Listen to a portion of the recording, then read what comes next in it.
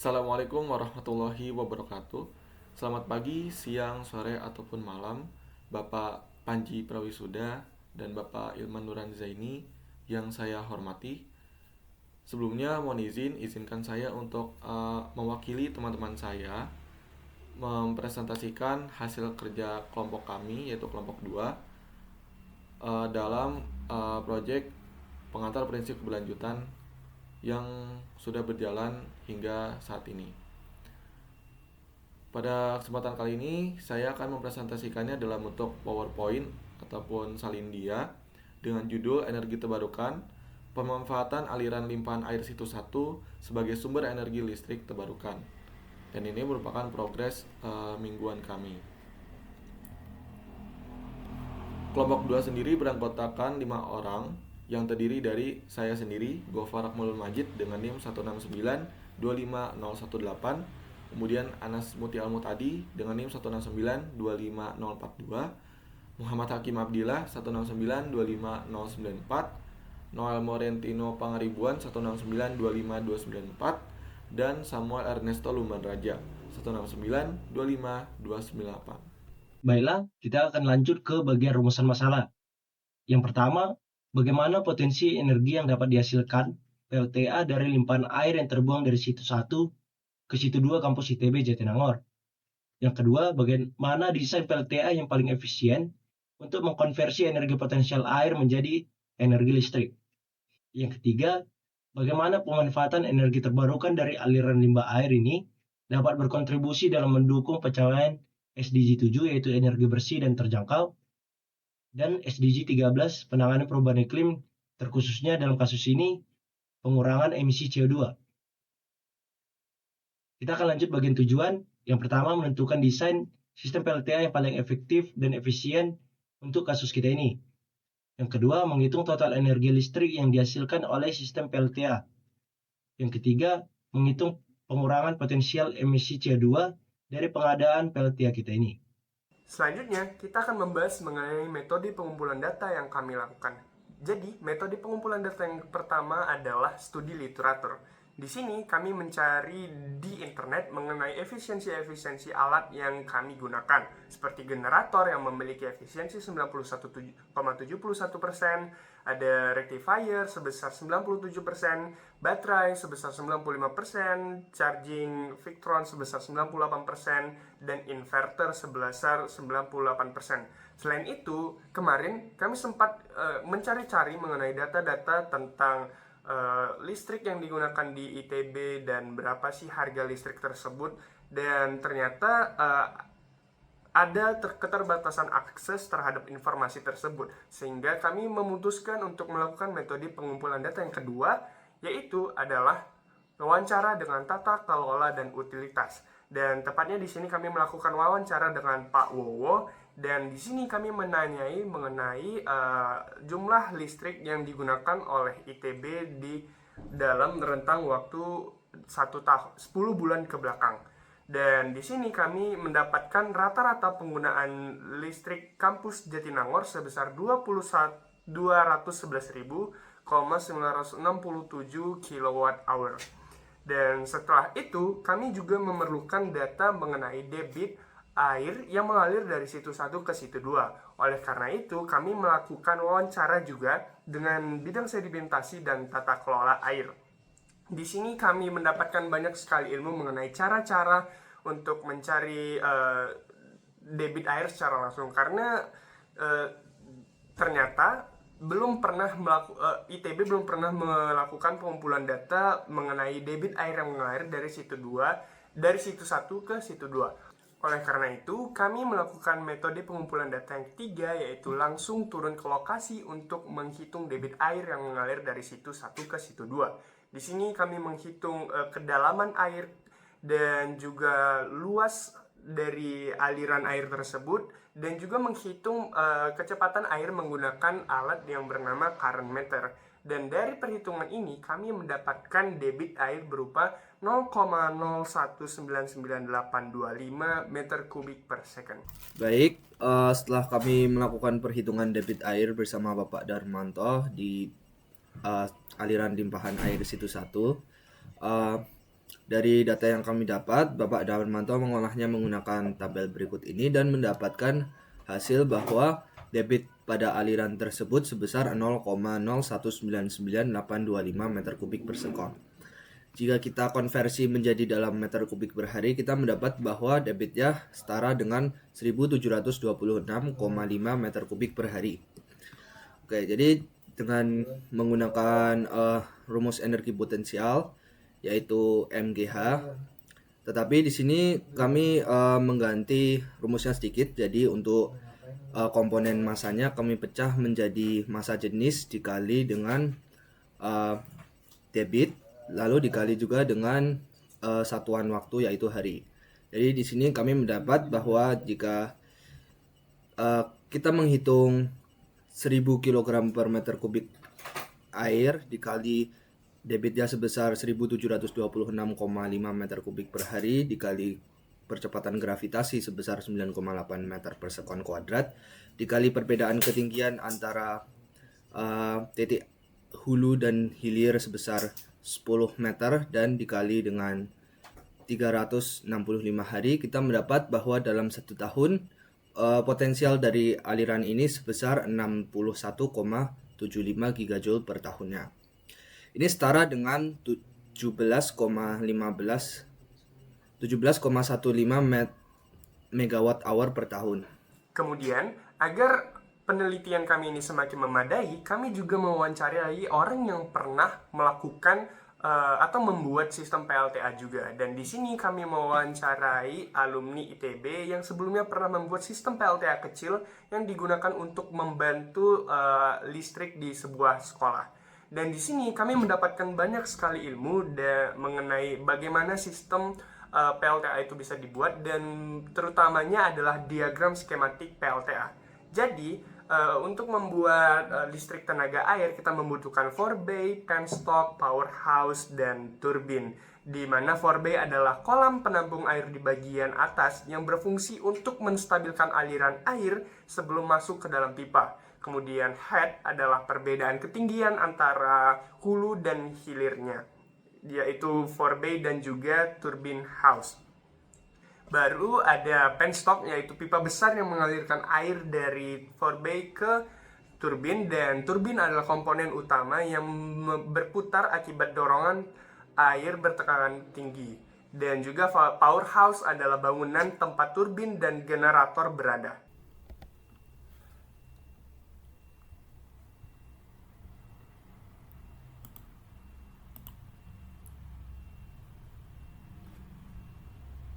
Baik, kemudian untuk jenis turbin sendiri, kelompok kami memberikan beberapa opsi yang dapat dipilih dan diimplementasikan terkait turbin-turbin yang dapat dipilih.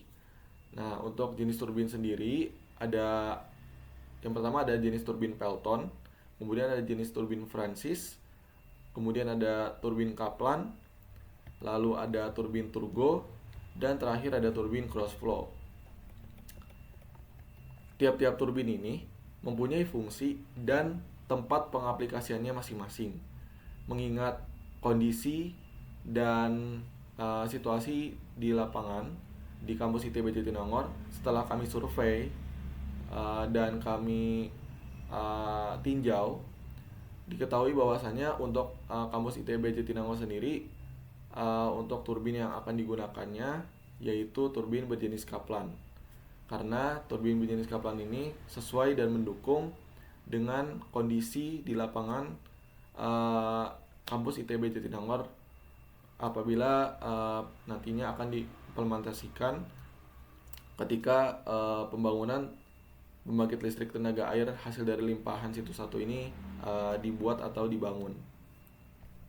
Nantinya untuk turbin Kaplan ini sendiri, sebelum nanti pada saat airnya akan menuju turbin, sebelum menuju turbin nanti di bagian atasnya akan dibuat seperti silinder ataupun lekukan atau lengkungan yang nantinya akan membelokkan air agar menambah efek dari putaran airnya nanti, supaya nanti bisa menambah putaran kaplannya juga. Baiklah, kita akan lanjut ke bagian jenis turbin air untuk opsi.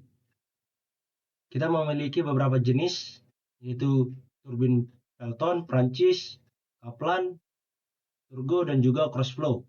Tentu saja kita tidak bisa asal memilih jenis turbinnya. Kita harus melihat tabel area operasi turbin dan juga diagramnya, seperti yang sudah ada di layar.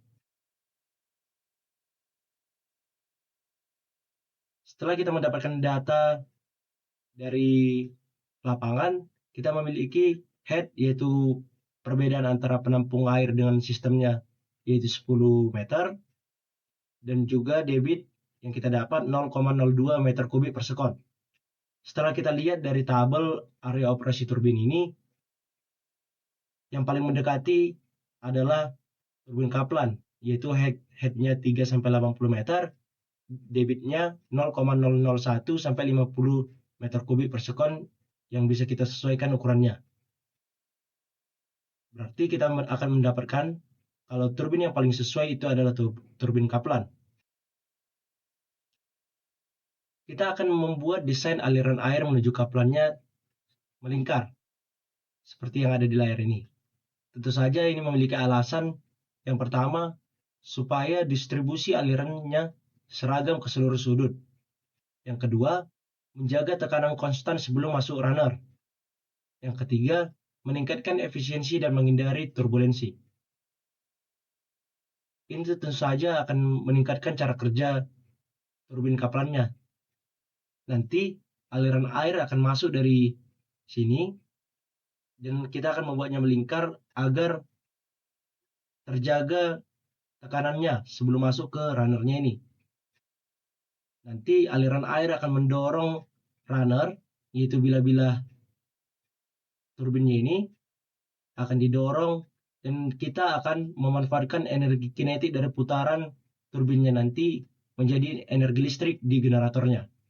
Begitulah cara kerja turbin Kaplan dan mengapa kita membuat desain aliran airnya melingkar. Oke, jadi untuk mengubah energi potensial dari air menjadi energi listrik, kita perlu menggunakan beberapa komponen. Namun, komponen-komponen tersebut memiliki efisiensi masing-masing. Jadi, energi yang mereka konversikan itu tidak bisa 100%. Nah, di sini kita ada efisiensi generator, rectifier, baterai, charging, inverter, kabel, dan tentu saja efisiensi dari turbinnya. Jika kita jadikan satu, efisiensi total dari sistemnya sebesar 59,657%. Nah, jika kita kalikan energi potensial dari aliran tadi dengan efisiensi total sistem, kita mendapat bahwa sistem ini dapat menghasilkan energi sebesar 10,23 MWh per tahun atau setara dengan 28 kWh per harinya. Oke, baik, saya akan lanjutkan mengenai outdoor study space. Nah, tujuan dari proyek kami itu adalah pembuatan study space melalui pemanfaatan PLTA mikrohidro ini sendiri kan. Nah, kami mengasumsikan bahwa mahasiswa itu aktivitas itu di pukul 8 sampai jam 9 malam. Seperti itu. Nah, pada kegiatan ini, mahasiswa pasti membutuhkan tempat istirahat ataupun tempat belajar. Nah, study space ini merupakan tempat yang terbaik untuk setiap mahasiswa yang membutuhkan udara segar maupun tempat yang luas dan menghasilkan sumber listrik sebagai sumber daya bagi alat elektronik mereka yang letaknya tidak jauh seperti itu. Nah, karena kami sudah peroleh dari PLTA itu ada 28 kWh per hari, kami bisa memanfaatkannya untuk pengisian daya setiap mahasiswa jika dalam seharian itu akan melakukan pengisian daya ke laptopnya yang mungkin kita rata-ratakan di 90 watt dalam 11 jam penuh itu, dari jam 8 sampai jam 9 malam. Nah, jika kita lihat dari jumlah daya yang digunakan dan durasi waktu yang dibutuhkan, maka setiap orang akan menggunakan 0,99 kWh dalam satu hari. Seperti itu. Nah, karena kami mempunyai 28 kWh per hari, maka kita bisa menggunakan 27 stop kontak seperti itu, atau 27 penggunaan laptop yang dilakukan pengisian daya secara terus-menerus selama 11 jam penuh.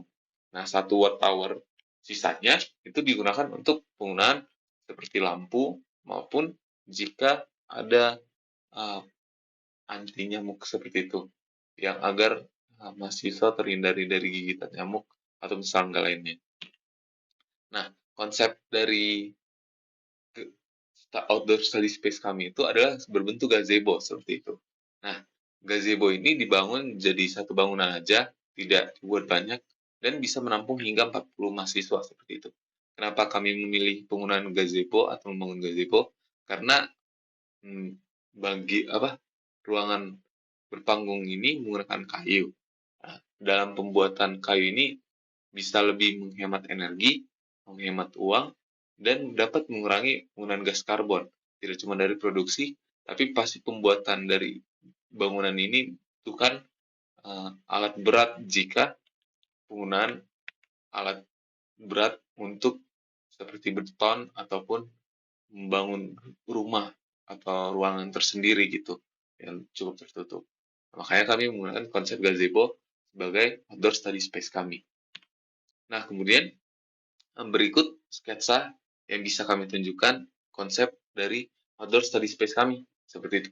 Nah, di sini dari ujung itu kami membuat jarak 1,5 meter antara colokan gitu, karena setiap mahasiswa atau setiap titik itu jika mahasiswa berkumpul pasti membutuhkan jarak yang lebih gitu. Misalnya dalam satu kelompok mungkin akan menumpuk 3 orang di depan dan mungkin 2 orang di belakang, sisanya seperti itu. Nah, supaya menghindari jarak belakang mahasiswa itu yang berdekatan, kami membuat jarak atau lebar dari sasar tersebut ada di 1,5 meter seperti itu. Nah, itu cukup luas untuk orang yang cuman sekedar duduk dan berdiskusi. Nah, di sini juga kami menyediakan daerah yang jaraknya 2 meter gitu jika jumlah mahasiswanya lebih banyak seperti itu. Nah, jadi tinggal menyesuaikan setiap mahasiswa ingin duduk di mana dan sesuai kebutuhan dari setiap kelompoknya gitu masing-masing. Nah, di sini juga kami menyediakan daerah yang kosong gitu, yang bisa digunakan untuk tempat lesehan, untuk berbicara, bertukar pikiran, untuk kegiatan berkelompok yang bisa dilakukan duduk berkumpul-kumpul di sini, sehingga setiap mahasiswa punya daerah berteduh untuk melakukan suatu diskusi seperti itu. Jadi jika kita kalkulasi lebar yang dibutuhkan itu panjang kali lebarnya ada di 8,5 meter dikali dengan 10 meter seperti itu. Jadi luas areanya kami membutuhkan 85 meter persegi seperti itu. Nah, jadi jika titik PLTA-nya itu letaknya di saluran pengeluaran di bawah, nah makanya kami ingin membangun outdoor study space-nya itu di dekat dengan penghasil listrikannya itu sendiri, supaya kami bisa mengurangi penggunaan dananya dan dapat menjaga kawetannya itu tidak perlu terpisah-pisah dan itu jaraknya lebih dekat, seperti itu. Nah, dari gambar kita bisa lihat outdoor study space ini ingin memanfaatkan daerah yang terletak dekat danau yang lumayan landai dan dekat dengan DPR atau di bawah pohon rindang, ada tempat duduk yang di bawah pohon rindang seperti itu. Nah, itu merupakan tempat yang cocok dan sangat baik yang dapat dimanfaatkan untuk pendirian outdoor study space ini, karena daerah situ cukup landai dan jarang dilalui orang seperti itu dan tidak menghalangi daerah manapun seperti itu. Kita harus sebaiknya memanfaatkan aliran air ini, karena jika kita menggunakan listrik sebesar 28 kWh dari sumber energi listrik tidak terbarukan seperti dari PLN, penggunaan listrik kita ini dapat mengeluarkan emisi karbon sebesar 17,45 kg per harinya. Namun Jika kita menggunakan energi listrik dari sumber energi terbarukan seperti aliran air, khususnya aliran limpahan air situ 1 ini, kita dapat mencegah pelepasan emisi CO2 tersebut. Selanjutnya, kita akan membahas mengenai daftar harga yang dibutuhkan untuk membangun sistem PLTA ini. Dan ternyata untuk membangun sistem PLTA ini membutuhkan harga yang tidak murah, yaitu generator aksial itu membutuhkan harga 30.550.000 dan baterai membutuhkan 39.462.600. Lalu di sini ada charging Victron senilai sekitar 6.400.000, lalu ada inverter Victron senilai 16.650.000 dan ada rectifier sebesar 227,93 US dollar dan ada resistor seharga 39 US dollar. Dan juga ada kabel yang berharga 146 dolar. Kemudian ada pipa sepanjang 6 meter yang kita pesan 50 pieces seharga 21.035.000 dan turbin seharga 14.981.233 sehingga jika kita total semua harganya akan senilai dengan 136.034.272 rupiah. Mungkin itu saja dari kelompok kami. Terima kasih.